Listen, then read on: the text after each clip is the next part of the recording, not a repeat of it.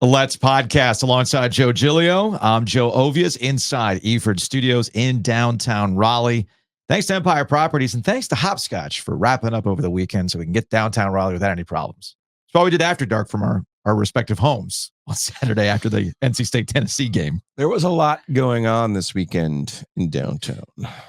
Big thanks to Copiers Plus as well. Check them out online at copiers-plus.com. Print management, document management. You can get your work into the cloud. You can save money on your print costs. That's the most important part about this. So find out how you can save with our friends at copiers-plus.com. Joe, I can say, finally, definitively, for the first time since the summer, there's a lot to get into today. Let's do it. But let's start with the NFL, where the Carolina Panthers, despite all the positive vibes only from Dave Canales, are still very much the Panthers. Dan Le Batard breaking out a tried and true trusty meme. It's Scooby-Doo. Let's unmask the villain. Who are you really, Panthers? Oh, you're just the Panthers. You're just the Panthers. And look, man, I mean, I titled this podcast, It's Getting Late Early for the Carolina Panthers and Bryce Young specifically. I know you love that line. It's getting late early for a particular team. There's not a lot of hockey left is another one you like to say too. Unfortunately, there's a lot of hockey left for the Panthers.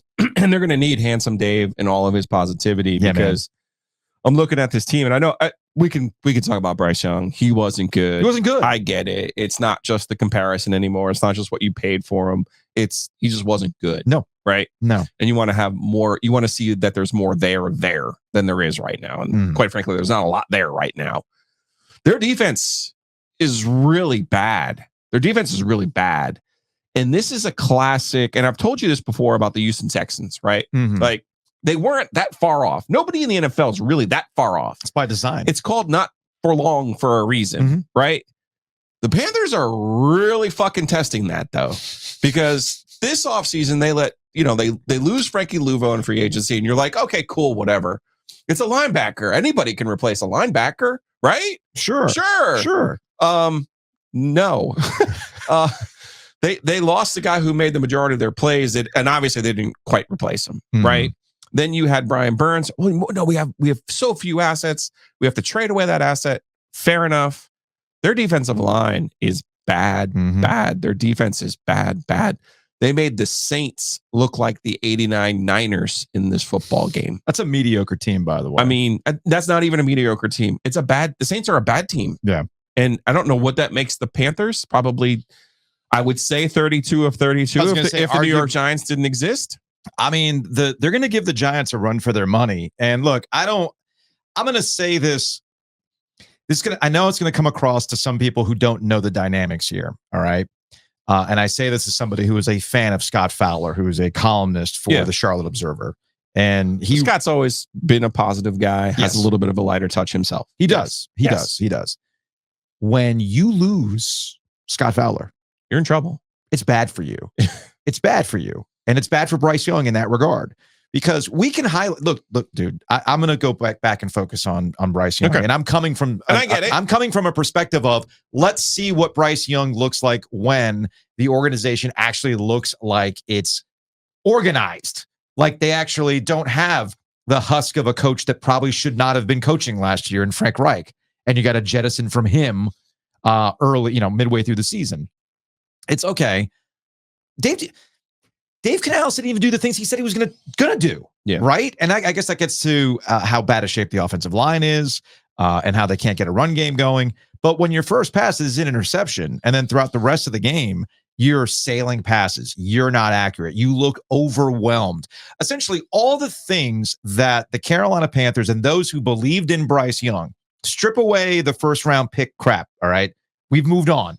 Now it comes down to, is Bryce Young a guy that you can build around?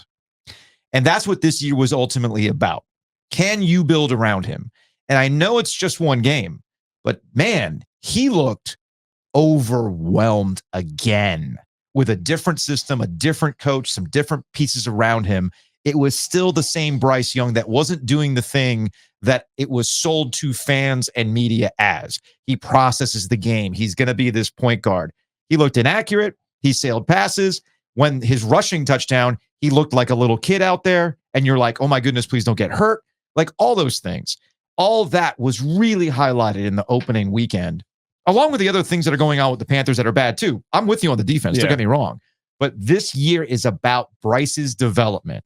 And while we get into the overreaction of week one, that's what we love to do on a Monday. We get really hyper about what we saw. But to be fair to the overreactions, and like you like to say, sometimes it takes you 7 seconds to figure some stuff out. Based on what I wasted my afternoon on watching the Panthers, yeah, man, this does not look like the future. This looks like a team that's going to have to figure out what their quarterback situation is going to be after next year, because Bryce ain't it. Does not look like it's going to be it. And that's unfortunate. That is unfortunate. As you know, because a lot of this also has to do with the fact that the Panthers are just straight up bad. Because there's another factor here too, right? Look around the league. You know who actually looked pretty decent with the Minnesota Vikings over the weekend? Sam Darnold. Yeah.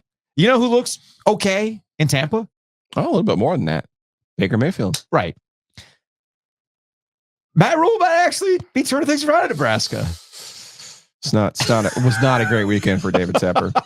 Right. And that's the thing. You just hit the nail on the head. That everything that David Tepper has touched, whether it's a hat and a cup that he tosses, other than music, seems to go bad. You know, and I made this joke on social media yesterday, but I'm starting to understand why the Charlotte beer scene is as good as it is. Really. Because, man, when you got the Panthers sucking for the better part of 2 years, when the Hornets continue to suck for 20 years, yeah, man, you'd be wanting to hit the brewery too. I need that good at the brewery. So that's where Charlotte is right now. There's a whole list of issues, and I completely understand where fans are coming from. It's bad. So on the Bryce Young front and on the offensive front, they didn't draft anybody on the offensive line. So I'm not really sure what they thought how they were going to help their offensive line. Mm-hmm. That was really bad last year. And now they're saying, well, all we needed to be was healthy. That's mistake number one. Their offensive line is really, really bad. It's bad. Yeah. It's bad. It's like, I'm sorry. I'm out of the newspaper business. So I'm sorry. I can't come up with more eloquent words than just bad, but they were bad. Their offensive line is bad. And as we saw in the NC State game on Saturday, when your offensive line's bad, there's not a whole lot you can do. No. Now, the second premise of this offseason was we're going to draft a bunch of guys and we're going to help Bryce Young. Okay, Xavier Leggett, they finally, like in the third quarter on their one drive, were like, hey, here he is. We took this guy. Maybe we have a little bit of chemistry with him. Right. But who ends up leading them in receiving yards? The same chalky old white guy. Yeah. Like, you took a tight end. He has one target. You took a running back. Fair enough. He can't play for 4 fucking weeks. Like, hey, guys, maybe take players that can help him immediately and not we have to wait 4 weeks. And maybe I'll eat that statement right there when Jonathan Brooks turns into be, the next best thing. Mm-hmm. And I ain't mad at you for going to get Texas's players, by the way. Yeah. Hook them. After this weekend, one of my few wins, I freaking needed that badly. And here we are back with Miles Sanders running the football. So it's like, did you go out and help him or did you go out and help him? Yeah. Because it doesn't really feel like you did based on this game. So I look at that and I say to you this, though. David Tepper, please go away. In terms of don't just let Canales try to figure this out. Mm-hmm. To your point about overreacting to week one, it was bad. Yes, it was. They have some serious problems. Number one, defensively. Number two, on their offensive line. I get that. But you have to give Canales a chance here to try to develop and help Bryce Young. Because this is the year you get to figure out if you need another hard reset. Because here is the real bright spot. You actually have your first round pick for 2025. Mm-hmm. So you figure out this year, can this guy do it for us? If he can't, you start over. You start over with the number one pick or the number two pick in the draft next year. You take a quarterback, or you do what the Bears did. Trade it, get yourself some assets, and keep moving it along. But you have to let Canales and that positivity and that handsome smile, you have to let him go to work. And this is why you hired him. And I think that's what the most important thing for David Tepper is going to be. The problem. I'm with you, by the way, because I have to remind myself that overreacting to week one is a foolish exercise. I make fun of Mike Greenberg at ESPN. I love Mike Greenberg. Yes. People know this. I love Mike Greenberg, but one of his greatest crutches is going on Get Up the next day after game 1 of a playoff series and asking, is this series over? We do this all the time in sports. It gets the people going. I understand that stuff. But unfortunately for Bryce Young, history is not on his side. Straight up, not on his side. When you have the kind of stats that you have, regardless, because if you're the first round pick, you're the one that you put the chips on the table. You're supposed to be a bit of a difference maker. Yeah. Okay. And that is not evident based on what we've seen over the course of his rookie season and what we saw essentially as a continuation of that rookie season into week 1 of this year, after being told it was going to be different, after being told that Bama Bryce showed those flashes again in those scrimmages. And when you get, again, the overreactions, all the people that were really excited about one series against the Buffalo Bills to close out the preseason, you have to be reminded that, yeah, that was a Bills team that was playing third stringers in that evening. Okay. So there's only so much you can judge. So when the lights are on and this is your first opportunity to truly see Bryce again and see if all that work has paid off, and you essentially get more of the same, an overwhelmed quarterback that is not accurate, an overwhelmed quarterback that is not showing you the precision that they tried to sell you on when he was at Alabama and they were going through the process of drafting him, and that stupid cognitive test that apparently he aced because he's really good at video games. All that stuff was not evident. And the Panthers are very culpable in this. Only so much of this goes on Bryce Young, but the Panthers are also culpable in this under David Tepper and how they've gone about this. Because typically, to your point about the Houston Texans, you were essentially a dynamic quarterback away from really turning things around. Sure, or you can lose a Frankie Luvo and replace him with a good draft pick. But the Panthers weren't even there. Yeah. And then now they are trying to build around him when it might actually be too late at that point. And they're going about this the way the clown show franchises that we love to make fun of are going about it, like the Jets or the Giants, and how they've gone about doing their thing. And it's got to the point where, hey, at least there's not embarrassing footage of the owner saying, hey, are we sure we want to let Saquon Barkley? Right. Are we sure this is in our best interest? The problem, the other biggest problem for the Carolina Panthers is, when you're bad in New York, well, that's content. Yeah. Okay. When you're the Dallas Cowboys and you got drama, well, that's content. The problem with the Panthers is that when they're bad, nobody gives a shit. And they are the least interesting team. You know me, I like to go through my NFL recaps and all that kind of stuff. Go see how often the Panthers are mentioned. They're not going to be mentioned. Yeah. The thing about Bryce is at 5'9", you have to have something to offset your size. Doesn't have right. And so far, the body of work that he's shown us in the NFL, he does not have something to offset his number one drawback. And that's, again, this is why you hired Canales. Now you got to see if he can work a little bit of a miracle. But I am at least willing to say, let's see what the guy can do to see if he can get more out of him. Because really, by the time the draft rolls around next year, you're gonna need to know the answer. Housekeeping. It's brought to you by Enovana. Check them out online at enovana.com. Green Cleaning Solutions, ENOVANA.com. If you have mess inside your mansion or cash in your cabana, get it clean with Enovana. Folks, I'm not telling you how to spend your money. Okay, that's not what we're really about. We're not going to tell you how to spend your money. We just offer you opportunities of where you might want to invest your money. I was going to say we don't. No, it's just more like, hey, this is really cool. We're not telling you go do it. I'm just saying, hey, man, this is really cool. You should try that out, right? I'm not telling you need to pay $13 for OG fans. Oh, over at OG254.com. Yeah. I'm not telling you to sign up I'm not telling you have to spend $200 on the Founders Club or $143 for the year. But I would suggest that you probably want to read Brownlow today on the Panthers. Because if you think we were down bad about the Panthers, what do you think Brownlow is going to write about today? So that'll drop at 12:15 on your newsletters. So go to OG254.com and sign up today. It is a OG Live on Location week. We're going to be at Nature's Relief on Thursday. What shopping center is that again off of Glenwood? I always forget. Ridge. Holly Ridge. It's the land of O'Malley's, Peddler Steakhouse. I think there's an ice cream joint there too. And of course, Nature's Relief. The best part about that. So go visit us. 2:00. We'll be there live from Nature's Relief. We'll see if Giglio is going to be on that hippie sip. Maybe. I mean, man, I can't have a repeat performance, although it is of legend within the Nature's Relief family. So you got to back it up.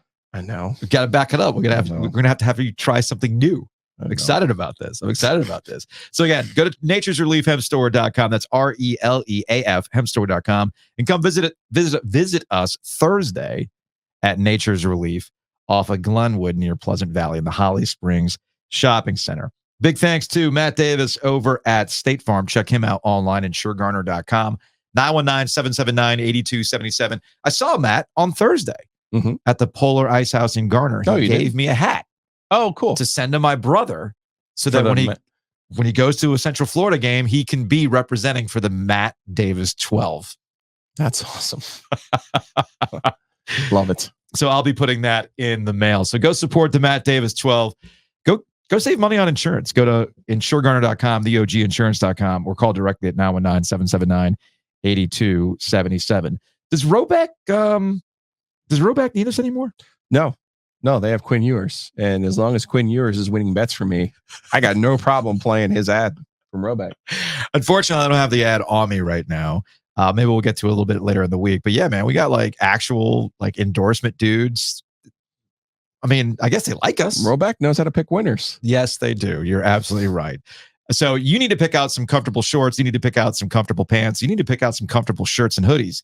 Polos are amazing. You can go to roback.com, use that promo code OG20 to save 20% off your order. And of course, big thanks to BreezeThrough, breezethrough.com. Download the app, find ways to save money on gas. More importantly, now that we are fully deep into the college football season and the NFL season, BreezeThrough can be your tailgating headquarters, conveniently located just outside of multiple football stadiums in the state of North Carolina. You need ice? They got ice. You need a clean bathroom? Always clean bathrooms. Beer cave? They got that too. Snacks? They've got it. Heck, you might need a roll of paper towels because you forgot to bring that stuff for the tailgate. They got it at BreezeThrough. So check them out online at breezethrough.com. Again, that is breezethrough.com. We appreciate them being a corporate champion.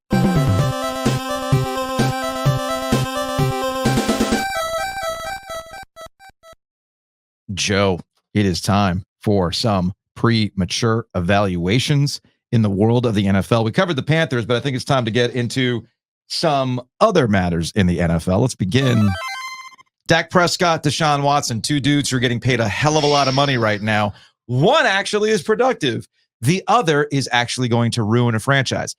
In the it can always get worse department, and I feel like this is a segment that you and I should probably start doing. It could always be worse.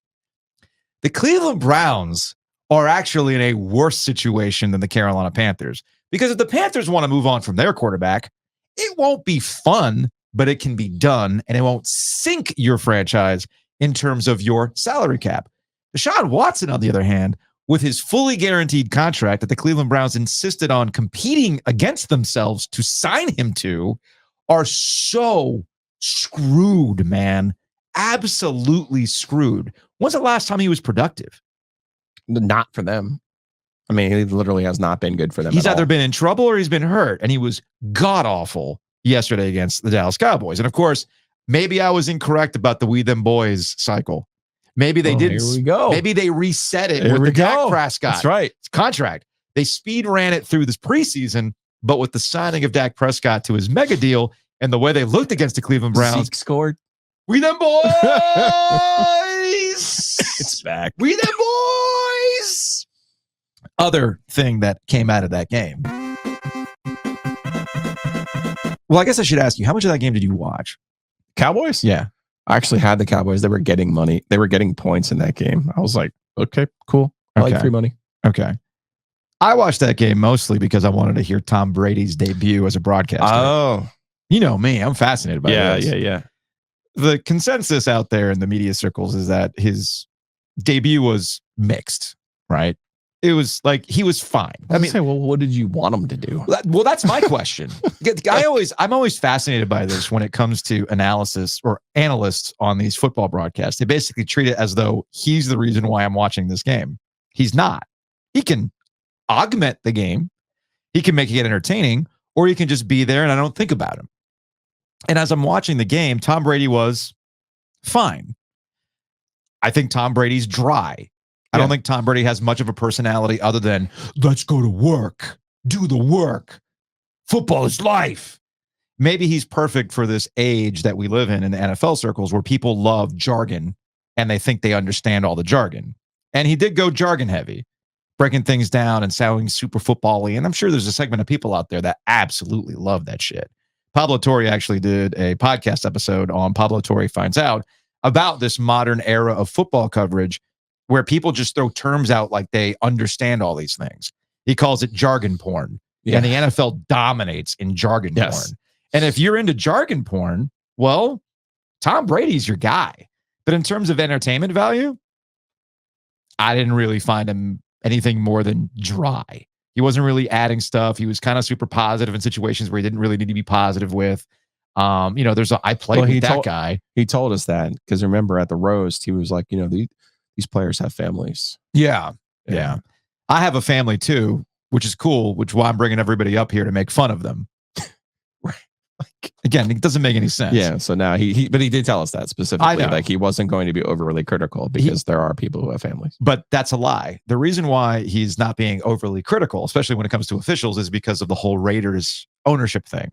Oh, yeah. Like it's limited in what he can do with this whole Raiders ownership thing. It's the most convoluted thing. Sticky, and he's making these ads that make it seem like he's coming back to play again and all this other stuff. And it's just like, I get it. Like the hardest thing for any athlete. Okay, when I say I get it, like there's not a single thing I can empathize with Tom Brady about for Me real. And Tom Brady, right? Same guy, right? Same guy. However, yeah. Every athlete can tell you this, right? Every athlete can tell you this. When they stop playing, they have a real crisis. It's a real what do I do now? What do I do next? Right? Mm-hmm. And so, what would he do? Like I always tell you, if I had Tom Brady's money, I'd go play every golf course in the world. Right. Like I would literally never do it. That's all I would do. But part of the advertising campaign to get him back onto the broadcast side of things is how he doesn't want to do any of that stuff. Fox did an entire, your reference, I guess you didn't see the Fox intro. No. So the Fox intro essentially utilized like various versions of Tom Brady talking to him. And like one of the Tom Brady versions asked him like, man, I'd be out there playing. Basically what you just said. Yeah.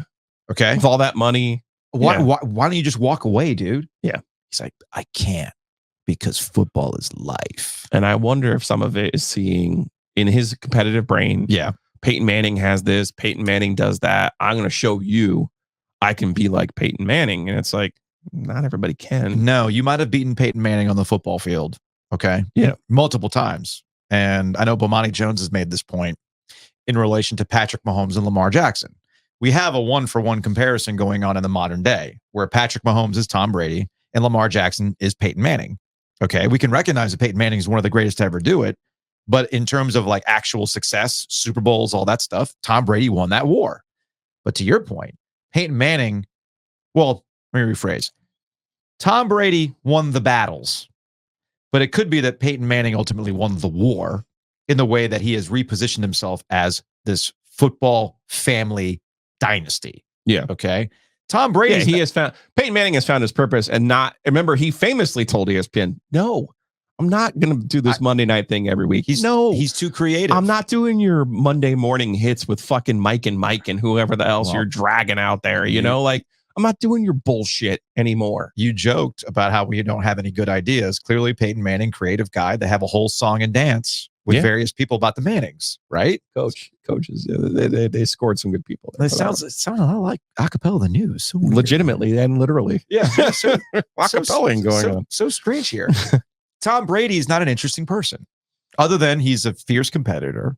He was singularly focused on winning, and that's commendable. But in terms of like actual dynamic personality, he's never had it. But you got to remember these analysts, former athlete analysts, end up coming in the form of what goes with advertisers, who's good to bring into the room with corporate guys that make them feel special. And hey, you get to hang out with Tom Brady and basically speak LinkedIn with him in LinkedIn speak and just vibe, man. And that makes the advertisers feel happy. But in terms of a compelling product, I'm not really sure that Tom Brady is there.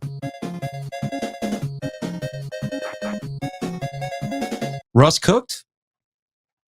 Or did remember, let Russ cook. Right. But Russ might be cooked. Look, the Pittsburgh Steelers won a very Pittsburgh Steelers game to open up the week. It was like 18-10 with 6 feet. Yeah, I think that was the case. And Justin Fields wasn't doing anything that was overly dynamic. But, I mean, the old Chuckamato, like, you can't get your way out there out of the tub. Yeah. You know? And if Russ has got calf issues and stuff like that, it just might be cooked, man. In fairness to him, Fields wasn't great. Like, I think if Fields was great, he would probably be in a bad situation right now. Mm-hmm. Since Fields could not get his team into the end zone, Mike Tomlin is super duper old school. So you will get you can't lose your job because of an injury. Yeah. So he'll definitely get a start whenever he's healthy enough to do it. But it is disconcerting for him that you've had all this time to get ready for the opener, and he's clearly not. No, he is not ready. He is absolutely not ready. So that's being old. It happens to you, man. Right? It happens to you. You know, Russ claimed he was going to play forever and do this, do that. And we speaking of Tom Brady, the things that he did really well, played forever. Mm-hmm. He proved everybody wrong. Yeah. But he's the exception, not the rule. Dolphins already providing. The Dolphins provide on the content, man. A not so great showing against the Jaguars for the dynamic. We've got it all right. We're bouncing back. We're true Super Bowl contenders. They struggled out of the gate against the Jaguars. I think your dad's in Madrid. I'm going to let him know. I already cashed in my Dolphins Super Bowl ticket. There was a $20 cash out. I took it. They're not doing anything. Based on week one. They're not doing anything. But of course, the story out of the weekend isn't the fact that the Dolphins struggled to put away the Jaguars. It's the fact that Tyreek Hill was pulled over on his way to the game, and there's footage of him with a cop. I guess he got into an altercation, things like that. Here's all I'm going to say, and I feel like we never learn our lessons with these kinds of stories, right? Let's wait until we find out the rest of the story rather than the initial reaction. We saw this in golf. Yeah. Right? It's always funny to me. Yeah, it's kind of like, I would say to you, like, who doesn't know who Tyreek Hill is on the way to that stadium, which is like in the middle of nowhere? Like, right. Clearly, in a car like that. How do you not know? How do you not know? How do you not know? But they're like, yeah, Scotty Scheffler literally got arrested, outside of the major championship in Louisville. Like, well, okay, also, I don't know. As I like to say, peep the game. Yeah. See how it's discussed. When Scotty Scheffler had that incident happen, it was very much what are these stupid cops doing? But when it's Tyreek Hill, it's, hey man, you just do what the cop says, like that kind of stuff. But again, I always say with these situations, I know it's going to be dominating a lot of sports talk today. Let's see what really happened as the story unfolds. I do agree with Tyreek Hill when he does say, what if it wasn't Tyreek Hill in a situation like this? The Dolphins are also a great example of what would Bryce Young look like with a real coach and real weapons around him. Yeah. He would look like Tua Tagovailoa. I got news for you. Mm-hmm. Tua Tagovailoa is never going to win a Super Bowl. I've been trying to tell you all that. That's why I called the Joe Wagon Fantasy Football League the Miami XR4TI. Because that baby's going to leak oil. Shout out to Jim Rome. Also, shout out to the Cincinnati Bengals. Did you have a survivor pool? The worst week one team consistently now. Anytime Joe Burrow's involved, they're just they're such a tease. I think they're 1-4 in openers now. It's not good. It's not good. But people look at the Patriots. They're in a complete rebuild with Jacoby Brissett as their quarterback. If you were a survivor pool participant, that looks definitely like easy money. Yeah. That's easy money. You're done. You're done. Straight up, right off the bat, you are done. So shout out to the Cincinnati Bengals. Those are our quick takes. You probably don't want us to spend all that time on the Panthers. So yeah, I get it. I don't want to spend that much time on the Panthers. Sometimes you have to do it. I know. But it's not every week. Look, dude, I said this on Threads, I think. It's like, unless you're watching the Panthers for work purposes, why would you spend your afternoon watching this? Luke DeCock was 2 years ahead of the game, man. Luke wrote a column 2 years ago saying, I want to thank the Panthers for giving me a reason to do something else on my Sunday afternoon. Because why should I watch this? Right? He's ahead of the game 2 years ago, man.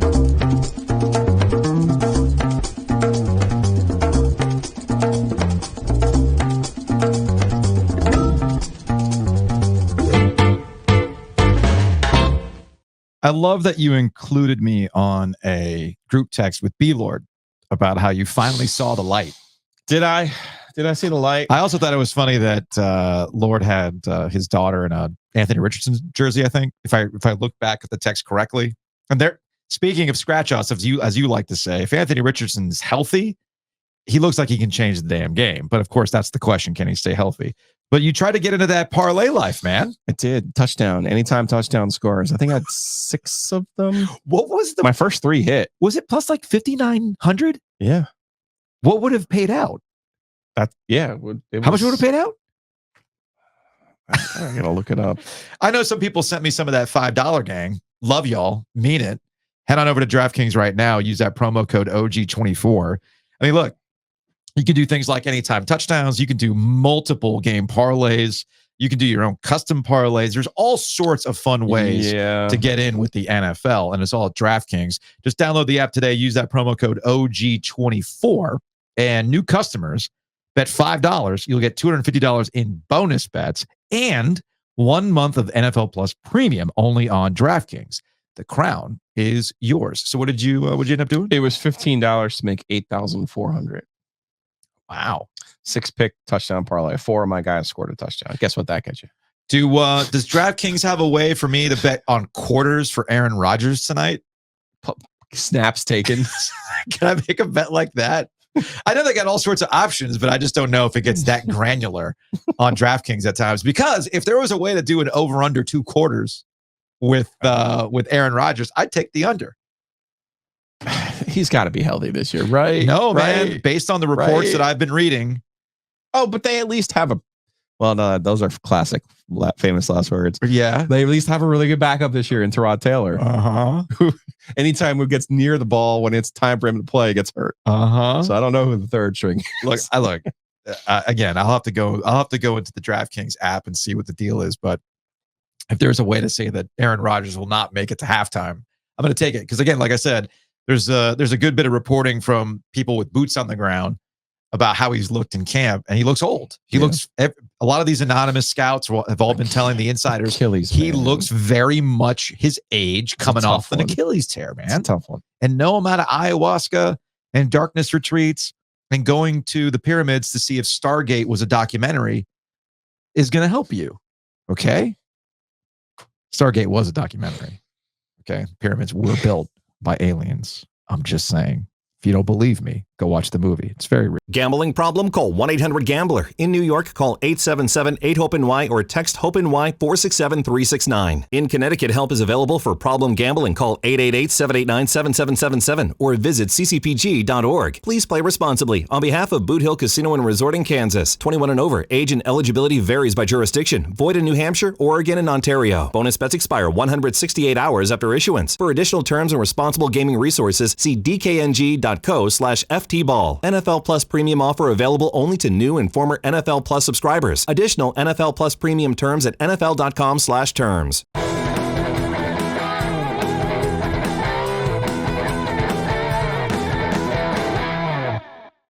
The comedian who has a bit about the pyramids in Egypt. Yeah. It's not politically correct, but okay, we probably want to avoid that. Well, no, probably want to avoid it, Joe. His query was like, how come in Egypt everyone's like, man, these pyramids, there's no way that the Egyptians built these pyramids. Okay. There's just no way, right? Like you're saying, aliens. It's got to be aliens. It's aliens. He goes, there's pyramids in Mexico. He goes, and every single person always goes, yeah, man, Mexicans built them. Of course they did. Well, not if you believe Mexican history, because they also believed that people came down from the sky. The gods, the gods came down and all this other stuff. Hey, look, I've been to Chichen Itza. I've been to what is it? What's the other one? Now it's off the Tulum. Okay, gorgeous. Yeah, but yeah, man. They also believed in some wild shit back in the day too. Some sacrifices and whatnot, right? Is this a home field read? It's a home field. It is a home field read. Classic home field read. Get under the existential discussions, man. Shout out to Home Field Apparel, where it doesn't. I know who builds their clothes. It's all legit. No, it's all aliens. Because where else are you going to get that hoodie material? It has to come from another planet. Yeah. Clearly impossible. Somebody opened up a Stargate went and got their luxurious threads and brought it back to our universe. And that's why the home field hoodies are so comfortable. That has to be it. Ninth wonder of the world. Has to be it. The App State hoodie. Need a little App State mojo. Oh, we'll get to that. We will get to that. Don't worry. Don't worry about that. Because we came through for Manny Diaz. The OG mojo came through for Manny Diaz. Sheesh. Our guy Mike Houston picked up a big win too for ECU. Yeesh. All guys who spent time with us.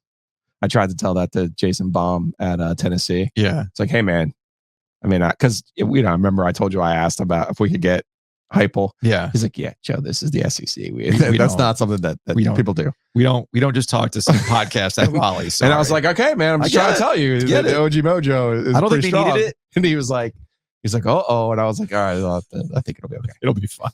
Anyway, go to homefieldapparel.com. Use Get the great Tennessee stuff. Get the use that promo code OG254 to save 15% off your order. And don't sleep on those coaches jackets. They're fantastic. Speaking of money, maybe when you sell your home and you cash in because you used Hometown Realty by maximizing the value of your home rather than taking one of those ridiculous guaranteed offers, you can take some of that money to buy those coaches jackets. I mean, why not? Splurge on yourself. Treat yourself. Go to Hometown Realty's website, myhtr.com. Find out how you can buy and sell with confidence with our friends over at Hometown Realty. Big thanks to Butcher's Market. We are in peak tailgate season. The weather is gorgeous. You might want to spend some time in your backyard grilling out. Well, no better place to get what you need than the Butcher's Market. Go to thebutchersmarkets.com. They've got wonderful signature steak tips. They got pre-made burgers you can throw on the grill. Joe, you're a big fan of those hot dogs. I was so happy yesterday. Didn't know what I was going to eat. Jessica went with James to the game in Norfolk. Yeah. Looked in the freezer. And it was like, speaking of like the Aztecs, like the little light just came out of the freezer. Oh, I had a package of hot dogs from the Butcher's Market. Perfect. Defrosted them, ate them up. Delicious. And then is that also the place where you hide the two roosters? So my sister is the keeper of the peanut butter cookie right now. I see. She's got me on a pint by pint basis right now as well. But, we have some people who have been reaching out saying like, so you're going to put up like the velvet rope and maybe have some people come over so they can try some of that peanut butter cookie now that it's off the shelf? My neighbor, the Swede, and his wife, Amy, were over on Saturday watching the state game with me. And I said, would you like the greatest food stuff in the history of the world? And of course, they said yes. I said, are you allergic to peanuts? They're like, no. And I'm like, yeah, of course, you're Gen X. No one in Gen X is allergic to peanuts. And so I was like, here, peanut butter cookie. Let's go. It's delightful. And it really is. And now I am the keeper of the peanut butter cookie. I love that. I absolutely love that.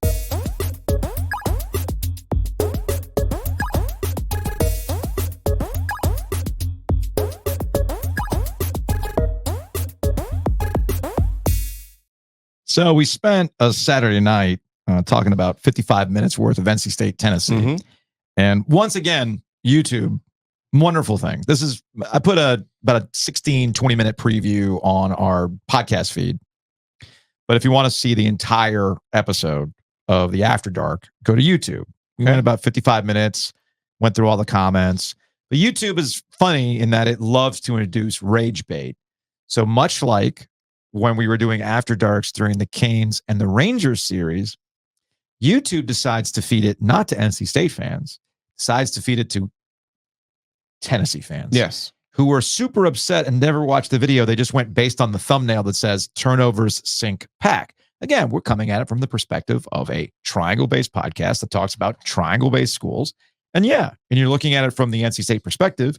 There's a lot of things that went wrong, but a real big red flag for the Wolfpack on Saturday night against Tennessee was that pick six that completely changed the nature of the game, in my opinion. Okay. And then it compounded itself in the second half as it went into blowout territory.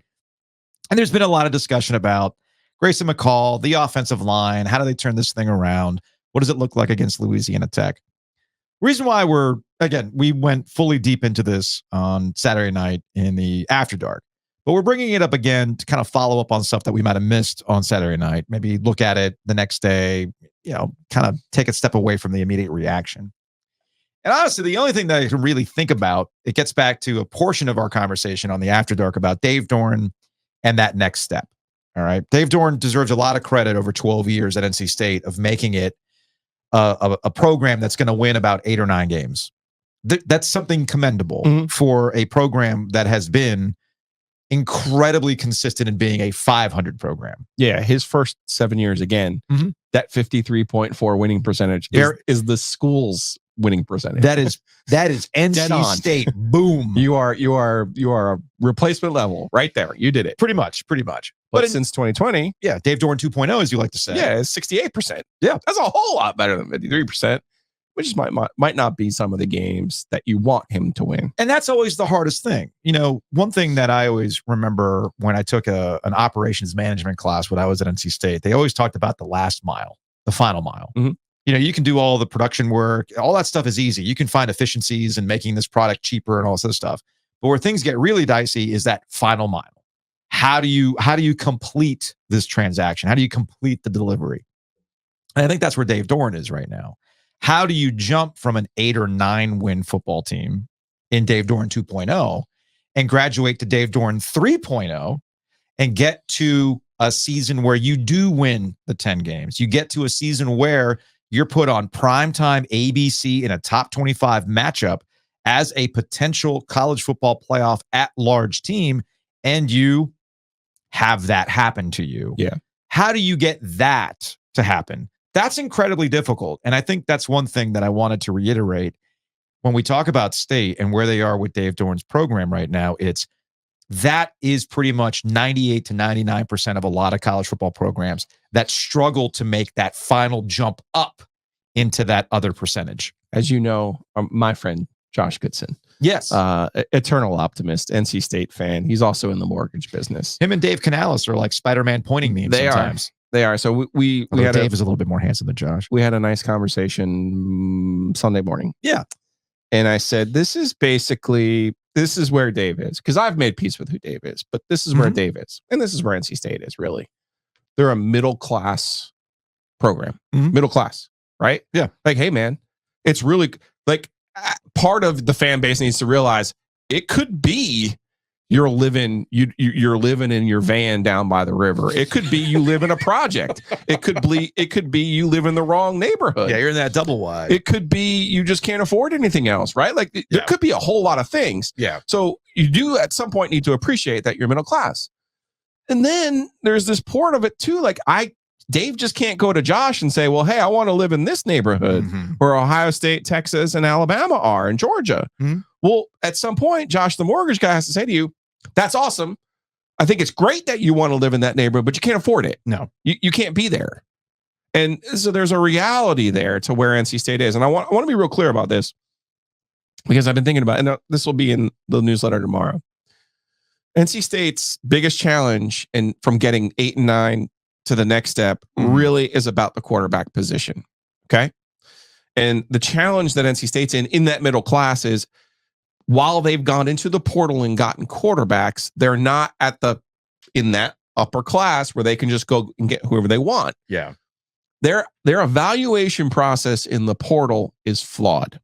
Okay. They've gotten 3 quarterbacks out of the portal. One was Jack Chambers, remember? I remember. They in their evaluation process, they looked at a guy from Charleston Southern and said, this is someone who could be our backup in case something happens to Devin Leary. That was really flawed. That was a really flawed thinking. Yeah. Okay. And I'm not making a joke either. Like I'm being honest, right? Brendan Armstrong, you go get him because of Robert and I, you have a connection. Makes sense. A lot of sense. times in the portal, that's how a school like NC State can get a quarterback like that. That's not the first time they've done it. Remember, you had the Ryan Finley. Sure. But and in this, what's his face? In this Drinkwitz. very specific portal era though, right? Yeah. Brennan comes in for whatever reasons. Again, you have a lot of that dynamic with MJ being here, the quarterback who was here versus the quarterback you're bringing in, that kind of, and then the way that it played out, I don't need to replay all of that. Yeah. Grayson McCall, if you haven't read David Hale's story on Grayson McCall, David Hale, ESPN, if you haven't read his story about Grayson McCall, I would encourage you to. It's a great story, yeah. Grayson McCall suffered a concussion in a football game last year that not only cost him 6 games of the season last year, he blacked out and does not remember it. That's this is like, he was at a crossroads. Am I going to play football again? And there are times where you have Grayson McCall in the first 2 weeks of this season looking like a guy who missed 6 games last year. He's rusty. Mm-hmm. You have now at times this added context of a guy. We've said this before. If you're thinking about the end, then it is the end. Yeah. Like this is a major life decision that he's making to play football after the concussion that he had suffered last year. Mm-hmm. The severity of that concussion. Mm-hmm. That's a real thing. Okay. And then you have this idea that he's jumping up from a level. And he's not only that, but he's rusty and thinking about the end. Those are all things in that evaluation process. I get how he got here. Chris Proctor, Tim Beck they were at Coastal Carolina last year. There was a recommendation made. Your NC State. Sometimes you have to take chances on people. Yeah. I get all of that. Yeah. But the quarterbacks they've gotten out of the portal have that evaluation process, for the lack of a better term, needs to be reevaluated. Yeah. And I understand if Dave was sitting right here, he would say to me, well, I had MJ Morris. I thought MJ Morris was going to be my quarterback, and I would be able to do X, Y, and Z around a guy I developed. Fair enough. Mm-hmm. They might say the same thing about CJ Bailey, their freshman quarterback this year, who, if you don't know CJ's story, he was the quarterback of the number 1 high school team in the country last year. The receiver at Ohio State who, on one of the pre-games on Saturday, the guy said it was going to be the greatest receiver in Ohio State's history. Mm-hmm. It was like a legitimate play. It might have been Joey Galloway. I think one of the guys was like, "No, this freshman, like this dude's the real that deal." was his high school teammate." Yeah. Okay. Like, so they might have something in Bailey. And please don't get me wrong. I'm not saying it's easy. It is way easier said than done. But I think their biggest problem in getting over that last hump is that quarterback position and how and what the way that they're evaluating these people. Grayson McCall had a lot of red flags that shouldn't, and the way that they had then kind of let things escalate. Well, he's going to be this, and this for this team. And it's like, you're asking way too much of a guy in that situation. And now you're kind of stuck. Because if Bailey can't come in and like MJ did last year and rescue this thing, then you got to really figure out a way to ask Grayson to do something that, quite frankly, he hasn't been able to do, which is not basically run the football. Like, what made him a really effective quarterback at Coastal Carolina was his ability to run the football. I get that the quarterback position is the most important position that can change your outlook on how a season goes. For instance, you said last week that you were afraid that Syracuse is going to have the season that NC State wanted to have. And they might have hit the Kyle McCord's looking like the real deal at Syracuse after they put the work on Georgia Tech, who we understand is a good defense. They are. Of course, Georgia Tech's biggest kryptonite is, oh, look at that. They're An unranked team. Can't beat you. Man, if only Syracuse was ranked, right? So I get what you're saying on the quarterback position. We're going to have to discuss that spray here in a second. But there's a lot of other. To me, it's the process and how they're landing on these guys. There's that process, but there's also when you land on a guy, what are you putting him in front of? And that's actually the thing that I find to be the most interesting part about where NC State is in getting to 8 or 9 wins a year. They've been able to do this without a real good, consistent run game. They've been able to do this with an offensive line that cannot establish that. And yet somehow puts guys in the NFL. It's the strangest thing. It really is.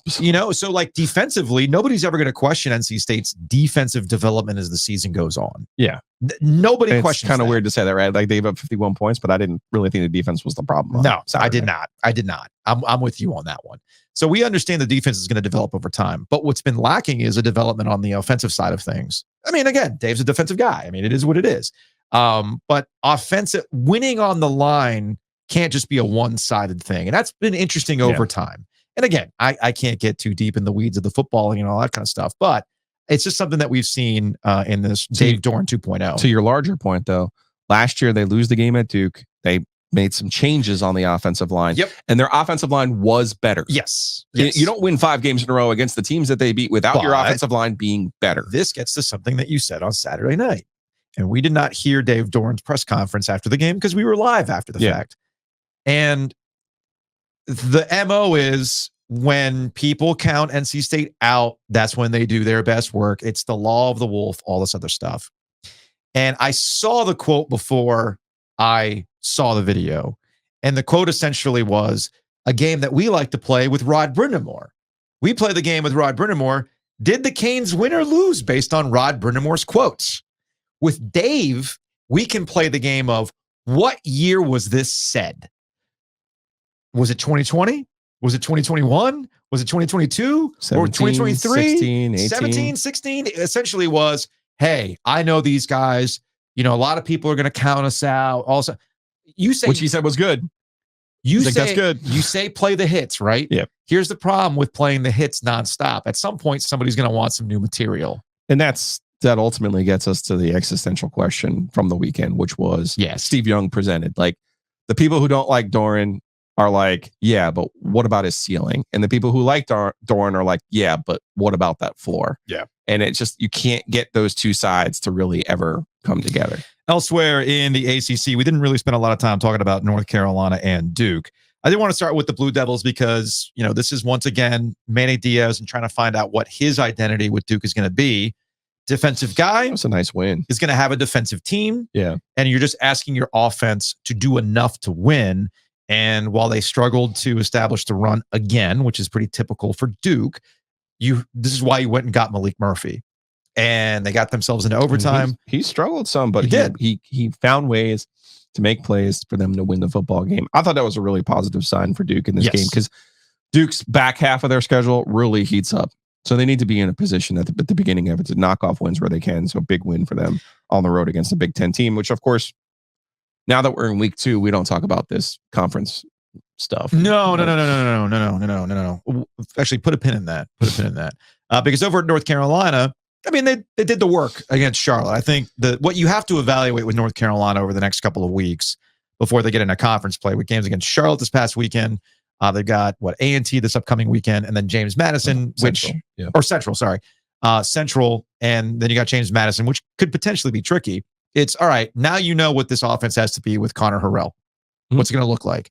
Well, wait, Harrell. Damn it, I did it again. The hell's wrong with me?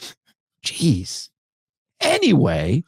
Well, the big question for this weekend is Amari and Hampton. Exactly. That's your identity is Amari and Hampton. Yeah. And when he goes out in the second quarter, they did the right thing by not bringing him back because you don't need him. And you can give reps to other guys, find different ways to win. I actually texted George Sedano this because he was on the call for the ACC network. I said, kind of interesting that they're dumping out the trick bag here against Charlotte. But it was pointed out to me by Brownlow on the ACC Panic Room.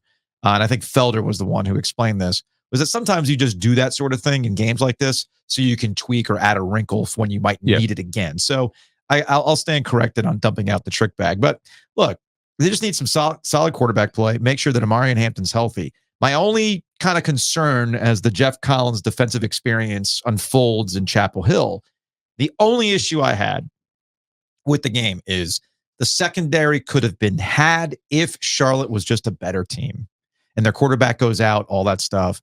That would be the one thing to be like a little concerned with the rest of the season. Meanwhile, with the rest of the ACC, you talked about conference stuff and everything else. Shout out to Cal, officially welcoming me. Let's welcome them to the ACC, baby.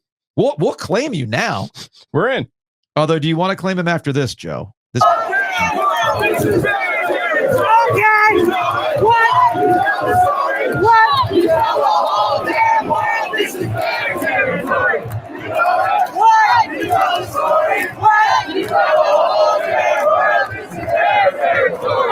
What does that mean? What is the camp that Hayes Permar worked at? Camp Siegel. I mean, this was straight from the campfire. Oh yeah. Like, what in the world? The cat came back. Dude, what is this nonsense? I can absolutely see Hayes in the mess hall at the piano. Hey Cal, hey Auburn, let's sing a song. Hey, what? Tell the world what? This is their territory. Like, really? Like, some of the best minds in the world are in Berkeley, and this? We got this? Nobody said they were cool. Okay. But also very ACC. It was very super ACC. Corny, man. Very ACC. Good for you. All right. Give me something. But. Tell me something good. But the whole damn world, this is bear territory. I saw this in the YouTube comment section from an SEC fan, I guess a Tennessee fan. I was like, well, they did the thing. Auburn's not even good. Why are you doing that? Yeah. No. It doesn't work that way. Does not work that way, folks. Does not work that way. Finally, you love being told you're right. Yeah. When you saw Clemson App State was an 8:00 game in the Valley, you said, "Oh, I'm sorry, App." Ugh. Certainly looked that way. I take nothing from Clemson on this game. Nothing. Zero. Also to be noted in this week's newsletter, I keep telling you there's every year Clemson now plays one game where they say, fuck you, we're still Clemson. Yeah. Do you realize who that game has been against the last 4 years now? The last 4 years? Yes. Has it been? Yes. No. That game, the fuck you, we're still Clemson game. Let's go back to 2021, shall we? Yeah. Because that was the first year that they struggled.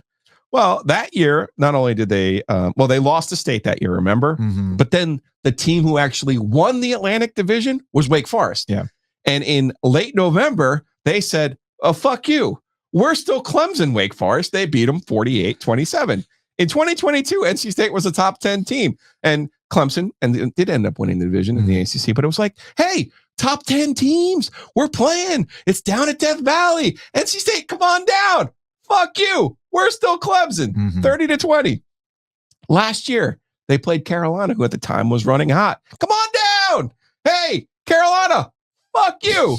We're still Clemson. They beat them 31-20. And now this year, they're not even waiting for an ACC team. They said, App State, here's a seat. Double birds. We're still Clemson. How's about that? Suck on those 66 points. It's uncanny. So the rest of the world, you can sit here and tell me that Clemson's down and they're done and all those other things. Dabo's history. Well, in the state of North Carolina, Dabo knows his place. He's still king.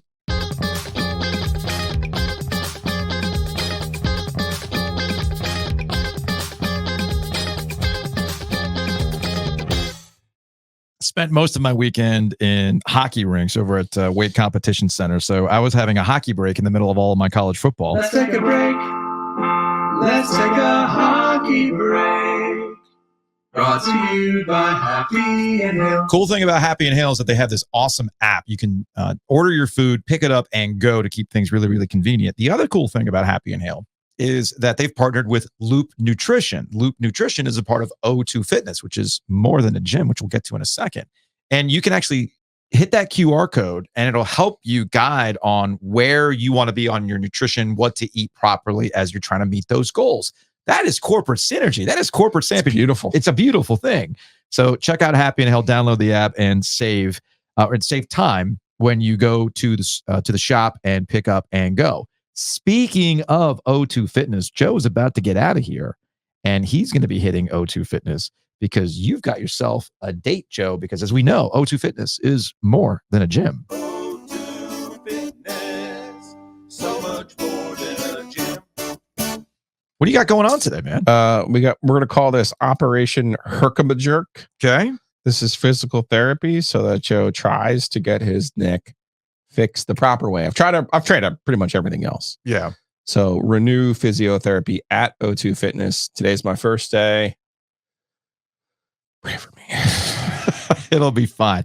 I go to O2 Fitness. I enjoy the gym over on Seaboard. Incredibly helpful staff. They're awesome with my 13-year-old son, Jacob. You can check out o2fitnessclubs.com to find out more. Big thanks to Mosquito Authority and Pest Authority. I keep seeing signs around my neighborhood. I'm taking credit for all of them. Go to bugsbite.com where you can save when you bundle both Mosquito Authority and Pest Authority. I know I need to call Pest Authority because I've been lax about things and I'm starting to see the bugs, the critters, the roaches get in the house thanks to all the rain that we've had recently. So I'm going to have that taken care of. Again, you can go to bugsbite.com. Also, big thanks to Whitaker and Hamer. Check them out online, wh.lawyer, attorneys and counselors at law. You've got a small legal need, they can handle that. You got a big legal need, they got a team for that too. Locations all across North Carolina. And you can contact them right now at wh.lawyer.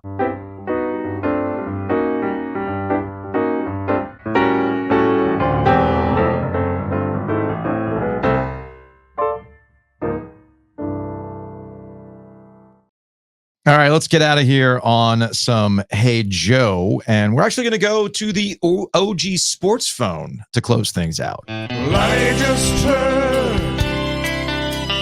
news today.